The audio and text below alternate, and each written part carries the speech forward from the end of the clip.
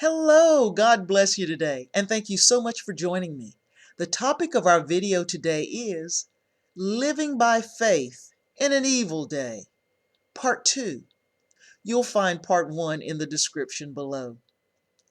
I know you are listening because you want to be strengthened in your faith walk, so let's get to it. Hebrews 11:6 says, "But without faith it's impossible to please him. For he who comes to God must believe that he exists and that he's a rewarder of those who diligently seek him."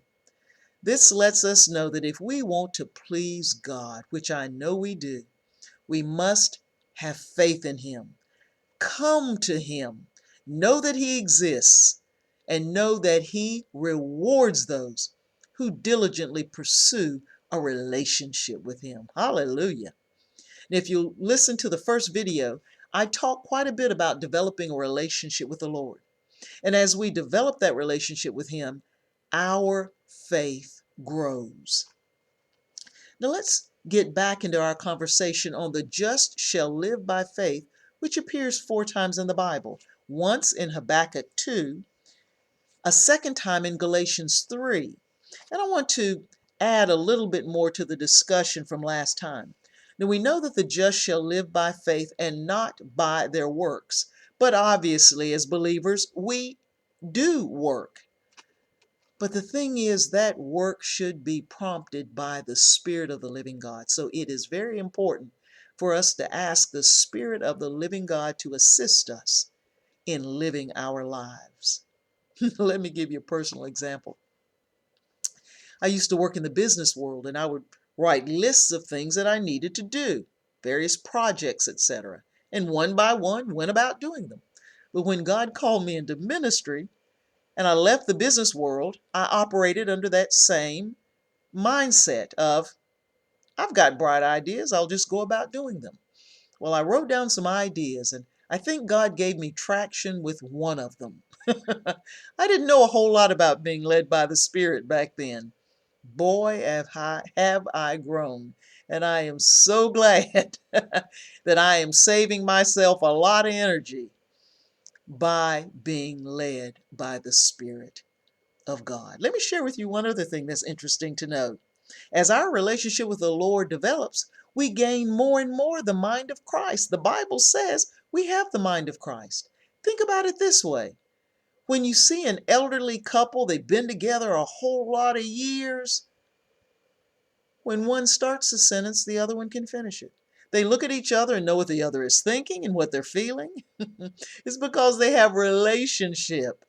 And folks, yes, over time we develop a relationship with God that allows us to begin to understand the mind of Christ on situations.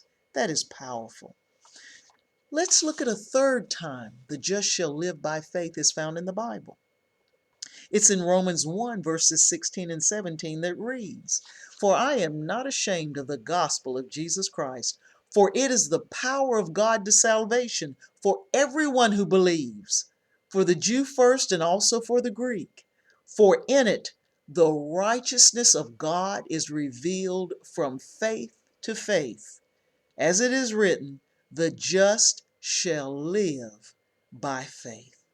So there is a power available to us, and the righteousness of God is revealed. How to walk with God is revealed from faith to faith. So we get on this path, and step by step, God reveals himself to us, and we change.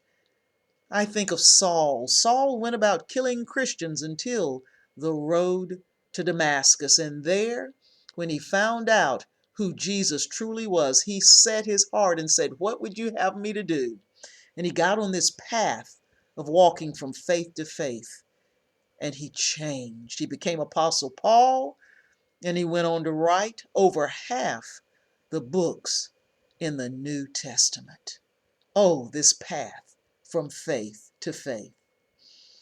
Let's look at a fourth time that the just shall live by faith appears. It's in Hebrews 10 verses 38 and 39, where it says in 38, "Now the just shall live by faith, but if anyone draws back, my soul has no pleasure in him."